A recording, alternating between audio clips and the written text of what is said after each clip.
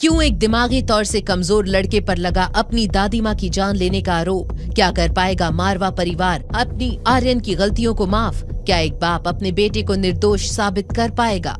Operation room के बाहर पंकज, आयुष, लड्डू और बाकी के मारवा परिवार के लोग दादी माँ के लिए मगरमच्छ के आंसू बहा रहे थे। अनिका वहाँ खड़ी ये सब देख रही थी। वो चुपचाप ऑपरेशन थिएटर में चली गई और जैसे ही उसने दादी माँ की हालत देखी, उसने जल्द से जल्द अपना प्रोसीजर शुरू किया। अनिका दादी को चेक कर रही थी, तभी रोहित अनिका के पास जाकर बोला, दादी माँ को कैसे भी ठीक कर दीजिए। डॉक्टर तो भगवान का रूप होते हैं।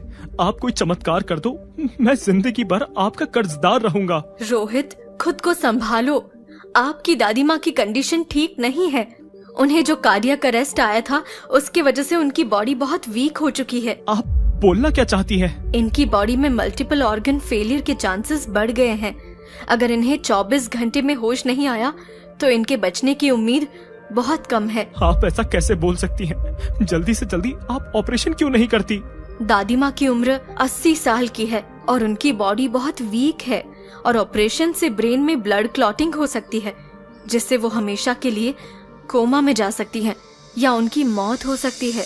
रोहित को समझाते हुए अनिका की असिस्टेंट और रोहित आईसीयू वार्ड से बाहर आ ही रहे थे, तभी पंकज, आयुष और लड्डू ने उनकी बातें सुन ली और रोहित को घेर लिया। पंकज ने गुस्से में बाकी के परिवार वालों से कहा, डॉक्टर बोल रहे हैं कि माँ नहीं बच पाएगी। क्या बिगाड़ा था मेरी माँ ने उस आर्यन का?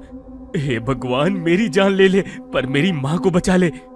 ये सब तुम्हारी वजह से हो रहा है रोहित। चाचा, ये एक्टिंग करना बंद करिए और चिल्लाना भी। मेरी माँ मर रही है और तुम्हें लग रहा है कि मैं एक्टिंग कर रहा हूँ? एक्टिंग तो तुम कर रहे हो। आंखों पर पट्टी बांध रखी है तुमने। पापा, आर्यन दिमागी तौर से बीमार है। उसे क्या पता था कि दादी को धक्का देने से क्या होगा? उसे तो शायद मजा आया होगा। आर्यन में तुम तीनों से ज्यादा दिमाग है। हटो मेरे रास्ते से, मैं यहाँ और नहीं रुक सकता। अगर दादी माँ को कुछ भी हुआ तो मुझसे बुरा कोई नहीं होगा। लड्डू हॉस्पिटल कॉरिडोर से प्राइवेट रूम की तरफ दौड़ा। रोहित ने तेजी से उसको पीछे से पकड़ लिया और रोकने की कोशिश करने लगा, जिससे लड्डू जमीन पर गिर गया और जोर जोर से रोने लगा। पंकज और आयुष ने लड्डू को उठाया। लड्डू ने रोहित की तरफ उंगली से इशारा करते हुए कहा, रोहित चाचा ने मुझे जोर से जमीन पर पटक दिया। तुम्हें शर्म नहीं आती है?